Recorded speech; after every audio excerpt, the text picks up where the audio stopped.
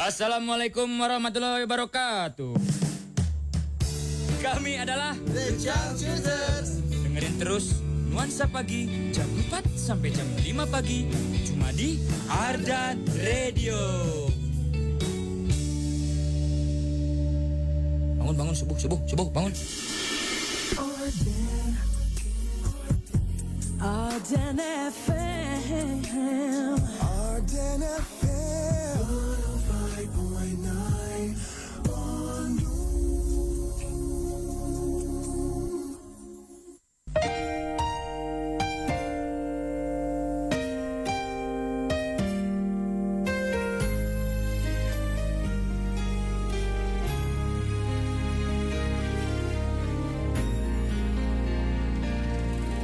Sinar mentari kian memudar, lembayung senja pun makin. Bismillahirrahmanirrahim. Assalamualaikum warahmatullahi wabarakatuh.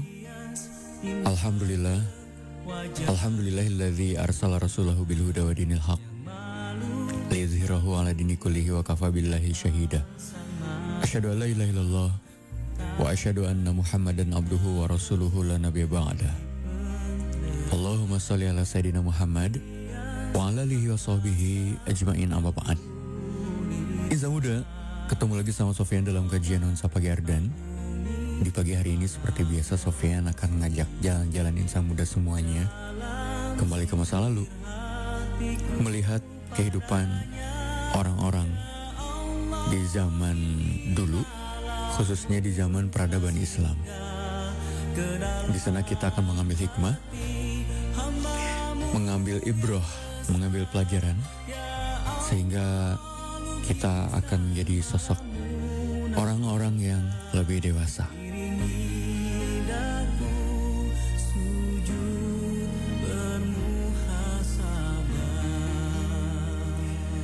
Sebelum kajiannya kita mulai, untuk menambah keberkahan pagi kita, yuk kita awali dengan membaca basmalah sama-sama. Bismillahirrahmanirrahim. Lalu kemudian Sofyan akan bacakan beberapa ayat Al-Quran.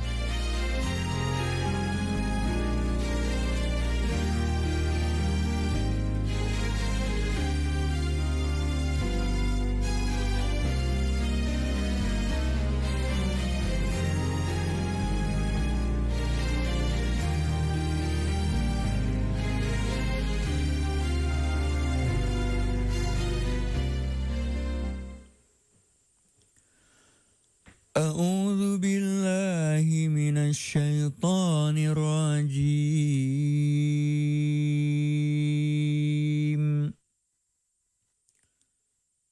Bismillahirrahmanirrahim. Yuridullahu an yukhaffifa ankum wa khuliqal insanu dha'ifa. Ya ayyuhalladzina amanu la ta'kulu amwalakum bainakum bil batili illa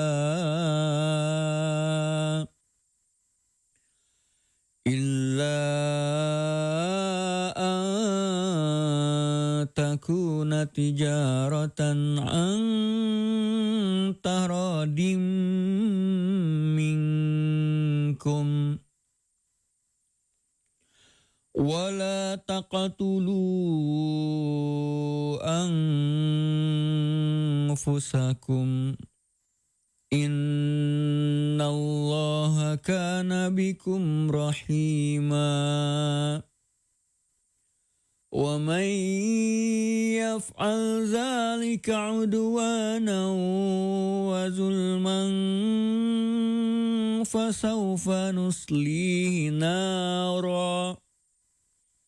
Wa kana dzalika 'ala Allahi yasira. Sadaqallahul azim.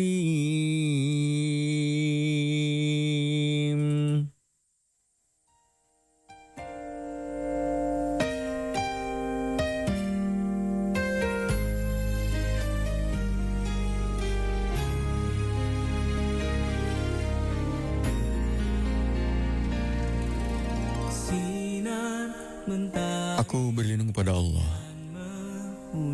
dari godaan setan yang terkutuk senja pun makin dengan menyebut nama Allah yang Maha Pengasih lagi Maha Penyayang. Allah hendak memberikan keringanan kepadamu dan manusia diciptakan dalam keadaan lemah. Wahai orang-orang yang beriman, janganlah kamu memakan harta sesamamu dengan cara yang batil, kecuali berupa perniagaan atas dasar suka sama suka di antara kamu. Janganlah kamu membunuh dirimu. Sesungguhnya Allah adalah Maha Penyayang kepadamu. Siapa yang berbuat demikian dengan cara melanggar aturan dan berbuat zalim, kelak kami masukkan dia ke dalam neraka.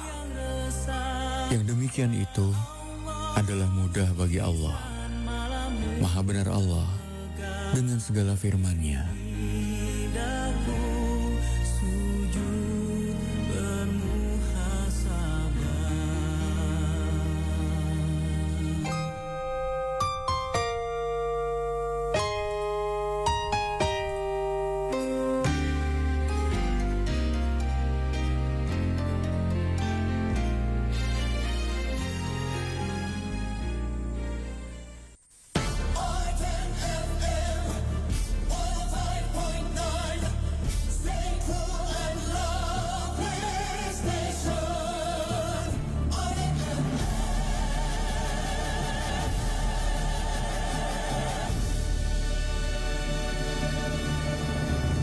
Baik, insan muda yang dirahmati Allah Subhanahu wa Ta'ala, masih bersama Sofyan dalam kajian Nuansa Pagi Ardan.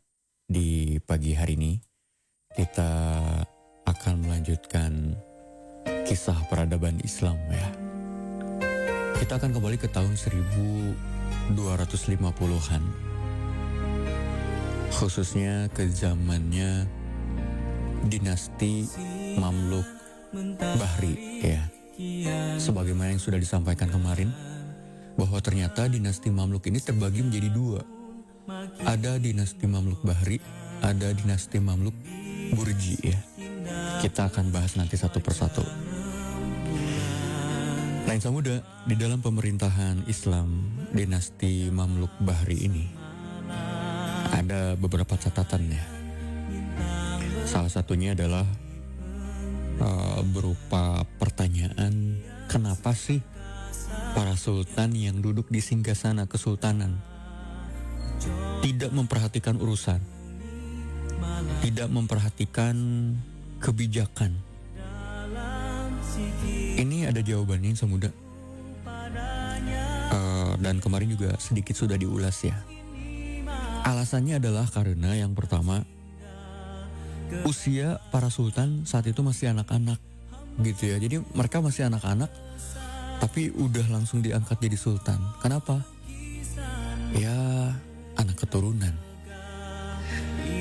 Agak-agak berbau dinasti ya. Padahal ini menyalahi idealisme dari pemerintahan Mamluk itu sendiri. Jadi nggak boleh anak keturunan naik jabatan, nggak boleh anak keturunan jadi sultan, kecuali memang dia orang yang berpengaruh, kecuali dia memang orang yang terkuat. Tapi kenapa kok bisa ya? Ya karena saat itu memang keluarga dari sang sultan yang masih anak-anak itu adalah keluarga yang berpengaruh. Jadi memang kondisinya sang keluarga ini, sang keluarga sultan berpandangan bahwa saat itu kondisinya memang harus si anaknya yang naik. Kenapa? Salah satunya adalah karena darurat. Gitu ya. Darurat itu menurut keluarganya. Sehingga anaknya harus naik gitu. Menurut siapa? Menurut keluarganya. Lalu kemudian yang kedua, kenapa sultan terlihat diam aja ketika masalah banyak saat itu? Ya karena awam gitu, tidak terlatih untuk mengurusi pemerintahan, sehingga apa ya bahasa kitanya, pelanga-pelongo mungkin ya. Itu kenapa bisa terjadi? Ya karena awam selama ini kan biasa hidup mewah, senang-senang gitu ya, nggak terbiasa untuk mengatasi masalah. Tiba-tiba dia naik jabatan jadi sultan. Ya akhirnya lahirlah sultan yang pelanga-pelongo gitu ya, yang tidak terlahir dari pendidikan pemerintahan. Lalu kemudian yang ketiga adalah karena kekuasaan para panglima saat itu yang begitu kuat, yang bisa menekan sultan. Sampai kondisinya di zaman itu para panglima ini mereka bisa bareng-bareng gitu ya untuk mengangkat atau mencopot sang sultan kapan saja. Atau kalau perlu, para panglima ini bisa menghabisi sultan jika mereka memang menginginkannya. Jika mereka ingin sultan ini dihabisi gitu ya. Ngeri-ngeri ya. Nah, lalu kemudian yang keempat, sultan ini memang karakteristiknya lemah gitu ya, tidak tegas. Bahkan sultan ini banyak manut, banyak nurut, mengikuti kemauan para panglima yang berkuasa saat itu, khususnya para panglima senior ya. Dan apabila sultan mulai terlihat menolak keinginan dari para panglima, maka mereka akan segera melengsarkannya. Bahkan tidak jarang mereka juga merancang tindakan apapun, pokoknya yang penting si sultan ini bisa tersingkirkan gitu ya, diganti sama orang-orang yang memang mau nurut. Lensa muda, para panglima yang berkuasa saat itu ya, seakan-akan mereka itu udah bersepakat gitu ya satu sama lain. Sepakat dalam hal apa? Sepakat dalam hal ya urusan di antara mereka gitu, seputar makna siapakah nanti yang akan jadi pewaris kerajaan gitu ya. Dan mereka sepakat untuk kondisi saat itu, orang yang duduk di tahta kerajaan Mesir itu harus dari anak atau dari cucu mendiang almarhum Sultan An-Nasir Muhammad. Meskipun begitu, tidak ada juga keharusan sultan ini berkuasa sampai akhir hayat gitu ya, sebagaimana ya model dinasti-dinasti sebelumnya. Bahkan mereka ini boleh melengsarkannya atau bahkan membunuhnya jika sang sultan menolak kepentingan mereka. Sepanjang almarhum An-Nasir Muhammad, sang sultan sebelumnya, itu masih punya anak keturunan untuk dinaikkan menjadi sultan.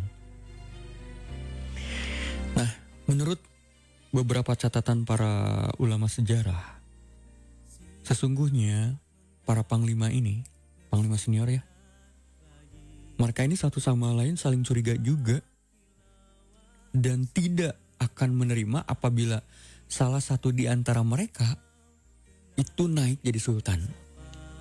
Gitu ya. Jadi para panglima ini mereka bekerja sama mengatur untuk menempatkan siapa yang cocok jadi sultan, yang bisa dijadikan boneka, yang bisa diatur sama mereka gitu ya, sama para panglima ini. Tapi para panglima ini juga satu sama lain saling curiga gitu ya. Mereka satu sama lain gak ingin melihat rekannya sendiri naik jadi sultan. Gitu ya. Kenapa? Karena takut. Takut apa? Takut kalau nanti rekannya atau salah satu panglima, teman mereka itu naik jadi sultan, maka mereka akan menindas. Mereka akan bertindak sewenang-wenang terhadap mereka sendiri, gitu ya. Dan faktor ini merupakan indikator yang paling kuat mengapa para panglima senior saat itu menjauhkan sultan yang dilantik dari berkuasa atas mereka. Sultan boleh naik, tapi nggak boleh nyuruh-nyuruh mereka. Gitu, ya. Jadi para panglima ini posisinya sebetulnya di bawah sultan ya, tapi justru kebalik. Sang sultan lah gitu ya yang diatur sama mereka. Jadi sang menteri lah gitu ya yang mengatur pemimpin pemerintahan gitu ya. Jadi ini adalah faktor indikator yang paling kuat mengapa para panglima menjauhkan sultan yang dilantik dari berkuasa atas diri mereka. Dan kenapa mereka lebih memprioritaskan duduknya seorang sultan harus dari keturunan almarhum An-Nasir Muhammad, sultan sebelumnya. Meskipun sultan tersebut masih anak-anak gitu ya. Meskipun sultan tersebut yang diangkat pelanga-pelongo gitu ya. Sehingga hanya dijadikan sekedar simbol saja. Tidak memiliki kekuasaan. Tidak memiliki kewenangan yang harus dipatuhi gitu ya. Kenapa? Ya karena keberadaan sultan dari keturunan An-Nasir Muhammad itu dianggap sebagai penghilang kecurigaan juga. Jadi kalau para panglima ini atau sang sultan yang naik tahta itu dari luar keluarga almarhum An-Nasir Muhammad, itu rakyat akan curiga gitu ya. Ada apa ini? Enggak biasanya gitu ya. Nah maka ini menjadi sebuah strategi bagaimana kekuasaan itu tetap langgeng di tangan para panglima gitu ya. Dan sejarah ini bisa berulang insan muda ya. Sunatullahnya memang sejarah ini berulang. Yang berganti itu adalah pemerannya, polanya tetap sama. Tidak menutup kemungkinan di zaman sekarang juga ini terjadi. Ya. Tidak menutup kemungkinan di zaman sekarang ini juga terjadi. Ini adalah sebuah perebutan kekuasaan. Bagaimana kekuasaan ini diakali supaya bisa bertahan lama untuk anak keturunan. Dan ini berimbas. Apanya yang berimbas? Ya penobatan sultan yang masih anak-anak. Gitu ya. Dan pembatasan masa pemerintahan sultan ini berdampak sekali pada munculnya kemudian sejumlah sosok atau tokoh panglima di dalam bentuk nyata bisa dilihat, disebutkan orangnya gitu ya. Dan terlihat banget bahwa sang sultan ini diatur oleh para panglima. Jadi keanehan ini memang sudah bisa dirasakan oleh rakyat saat itu ya. Lalu kemudian yang kedua, ketegangan, kedengkian, keributan itu meningkat. Ya, kenapa? Karena para panglima ini ternyata mereka juga bersaing mencari celah satu sama lain, mencari kelemahan satu sama lain, dan mereka juga membuat strategi bagaimana rekan-rekan panglima yang lainnya bisa jatuh. Sehingga bisa lahir peluang panglima ini naik jadi sultan juga pada akhirnya. Begitu ya. Mereka ini di depan saling senyum, saling sapa gitu ya. Saling bekerja sama, tapi di belakang sebetulnya mereka membuat strategi, membuat fitnah supaya rekannya ini jatuh. Supaya rekan panglimanya ini hancur. gitu ya. Nah, kira-kira insan muda, kejadian seperti ini bisa terulang gak di zaman sekarang? Misalkan ya, kita punya temen nih ya, yang spesiesnya itu di depan kita baik, di belakang nusuk gitu ya. Di depan kita kata-katanya baik, tapi di belakang kita dia malah menjatuhkan nama kita gitu ya. Lalu kemudian yang ketiga, imbas dari penobatan sultan yang masih anak-anak itu melahirkan kesepakatan di antara para panglima ya, menobatkan sang sultan itu harus duduk di singgasana kesultanan tidak lebih dari mata rantai rencana berkelanjutan mereka untuk melanggengkan kekuasaan.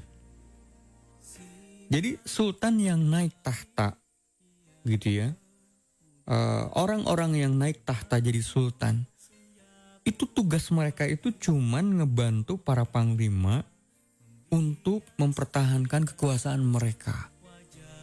Gak boleh lebih, gak boleh nyuruh-nyuruh gitu ya.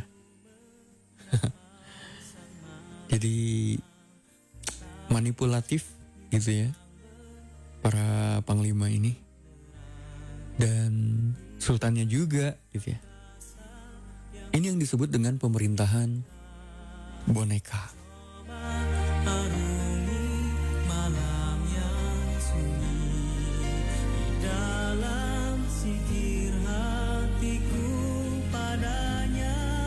Ya Allah, ini malammu telah singgah ke dalam hati hamba-Mu yang resah. Ya Allah, lukisan malammu nan megah dirimu. Arden Radio. Allahu Akbar,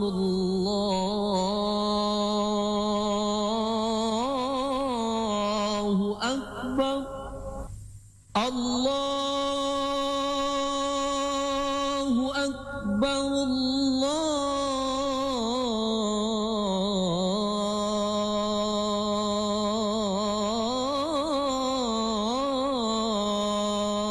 Allahu Akbar. أشهد أن لا إله إلا الله.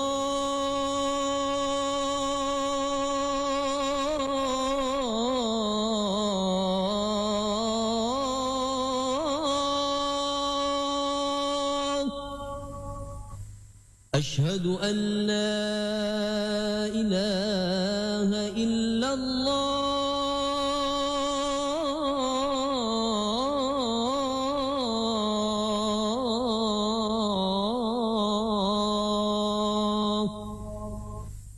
أشهد أن محمد رسول الله.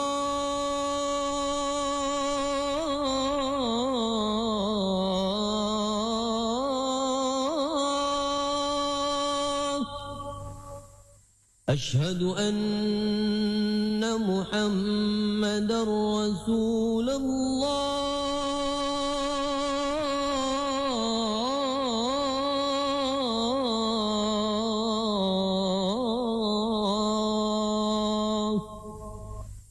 حي على الصلاة.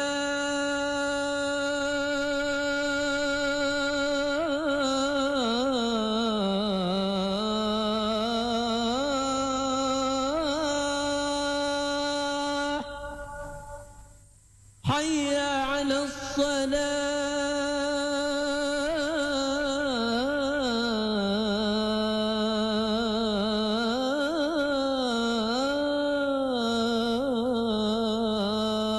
الصلاة. حي على الفلاح.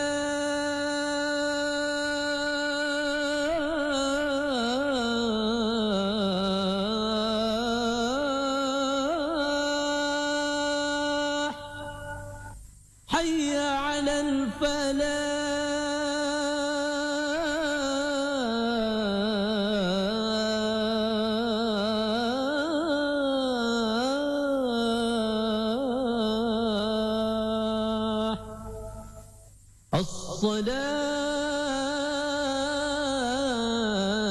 خير من النوم الصلاة خير من النوم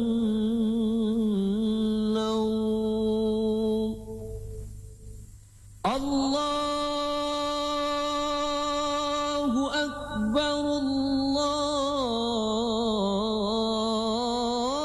الله أكبر لا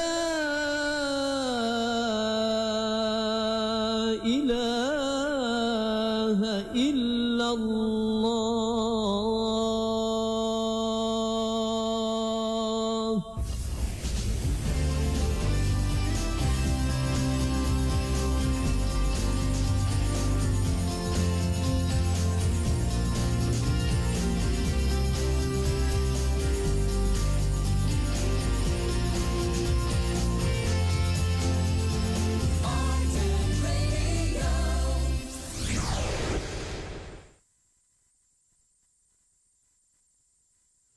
اللهم رب هذه الدعوة التامة والصلاة القائمة آت سيدنا محمدا الوسيلة والفضيلة والدرجة العالية الرفيعة وابعثه مقاما محمودا الذي وعدته إنك لا تخلف الميعاد.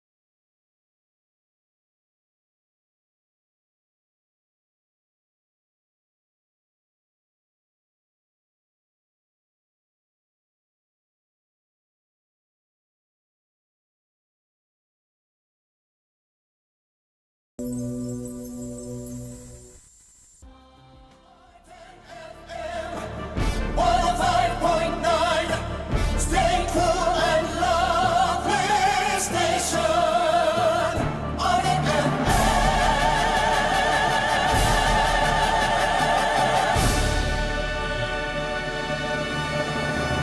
Baik, Insan Muda masih dalam kajian Nuansa Pagi Ardan bersama Sofian. Dan pada pagi hari ini kita masih melanjutkan kisah tentang sejarah dinasti Mamluk Bahri ya.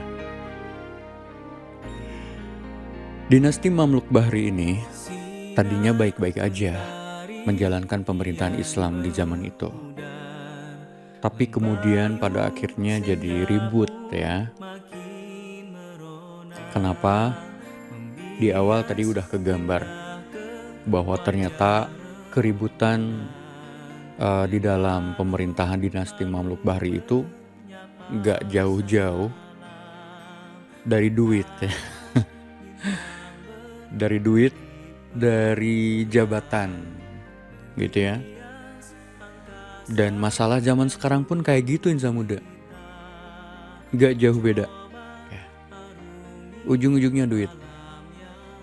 Sehingga kita hanya bisa mengerem gitu ya godaan duit ini hanya dengan iman saja. Nggak ada larangan di dalam Islam itu kita untuk jadi orang kaya, nggak ada. Bahkan harus. Kenapa? Karena dengan kekayaan kita bisa berbuat amal lebih banyak. Ya. Contoh, kalau duit kita banyak, tentu kita juga bisa bangun masjid yang banyak kan. Kalau duit kita banyak, tentu kita bisa menyantuni, menyekolahkan, memberi makan orang-orang miskin lebih banyak kan. Logikanya kayak gitulah ya. Jadi tidak ada larangan di dalam Islam itu harus kaya, bahkan sebaiknya jadi muslim yang kaya, lahir dan batinnya. Nah, setelah Sultan Anasir Muhammad itu meninggal dunia, dinasti Mamluk Bahri itu memasuki babak baru ya di dalam siklus perkembangan politiknya. Sebelum wafat, sang sultan merasa khawatir gitu atas masa depan kerajaan kalau dirinya meninggal dunia. Sebagaimana dia dihantui kegelisahan yang sangat gitu ya. Takut banget pokoknya atas apa yang akan menimpa anak-anaknya nanti. Karena pada saat sang sultan masih hidup saja, sudah terlihat, bahkan sang sultan sudah merasakan adanya permainan, adanya rekayasa beberapa menteri, beberapa petinggi terhadap dirinya. Sehingga sang sultan takut banget bagaimana nasib anak-anak aku nanti gitu, kalau dirinya udah meninggal. Karena itu, pada tahun 1331, sang sultan dia menobatkan anaknya, yaitu Pangeran Nasiruddin Anuk ya, Nasiruddin Anuk namanya, menjadi putra mahkota, calon sultan. Dan semua panglima atau semua amir saat itu setuju. Hanya saja tidak berselang lama kemudian sang sultan tiba-tiba mengeluarkan keputusan dadakan yang mengubah pendapatnya, yang membatalkan pengangkatan anaknya yaitu Pangeran Anuk sebagai putra mahkota. Ini bikin kaget ya semua panglima saat itu ya. Kenapa? Kok ditarik kembali keputusannya? Barangkali Sultan Anasir Muhammad menarik kembali keputusannya sampai nanti Pangeran Anuk ini mencapai usia balik. Kenapa? Karena saat itu Pangeran Anuk usianya masih 9 tahun. Terlalu mentah untuk dijadikan sultan gitu ya. Namun sungguh sayang, Pangeran Anuk pada akhirnya dia harus meninggal dunia ya. Pada tahun 1340, berselang beberapa bulan sebelum ayahnya, sang sultan meninggal juga. Dan kondisi ini membuat semua keluarga ya sangat sedih plus bingung gitu ya. Siapa yang harus menggantikan sang sultan? Dan saat itu ketika sang sultan merasa ajalnya sudah dekat, dia pun memang sudah mulai berpikir gitu ya. Berpikir bijaksana untuk mencarikan pengganti dirinya. Dan kemudian saat itu diputuskanlah bahwa salah satu anaknya yang bernama Saifuddin Abu Bakar, dia akan naik menjadi putra mahkota yang akan menduduki singgasana kesultanan menggantikan dirinya setelah dirinya tidak ada atau wafat gitu ya. Tapi nanti Abu Bakar ini dia akan dihabisi insan muda oleh gerombolan panglima yang tidak suka kepadanya. Ngeri ya. Jadi gak happy ending gitu. Naik jadi sultan, tapi pada akhirnya harus mati karena jabatan. Nah, insan muda, pernah lihat gak orang-orang yang mereka tuh berteman lama gitu ya, tapi pada akhirnya harus berpisah karena jabatan. Awalnya akrab, saling bantu gitu ya. Begitu dia punya posisi, mulai saling curiga tuh. Saling menjatuhkan sesama teman. Padahal sebetulnya yang dikejar itu cuman kursi, kekuasaan. Tapi yang hancurnya apa coba? Persaudaraan. Walaupun bestiannya udah lama banget gitu ya. Dari SD misalkan. Nah jadi memang kekuasaan itu tahta itu, jabatan itu sering membuat kita lupa diri, lupa sama besti, lupa sama temen, bahkan lupa sama Allah gitu ya. Demi posisi ini, demi jabatan, saudara itu bisa jadi musuh, teman bisa jadi lawan, kebenaran bisa dikorbankan, yang penting dapat jabatan. Padahal kalau kita punya iman, jabatan itu kan sementara ya. Tapi permusuhan ini bisa diwariskan. Maka dari itu Allah mengingatkan di dalam Quran ya, di Al-Baqarah 213, manusia awalnya satu umat, lalu timbul perselisihan karena kedengkian dan kepentingan, gitu kata Allah. Nah, jadi insan muda, dari tahta dan permusuhan ini kita bisa belajar ada 3 hal ya.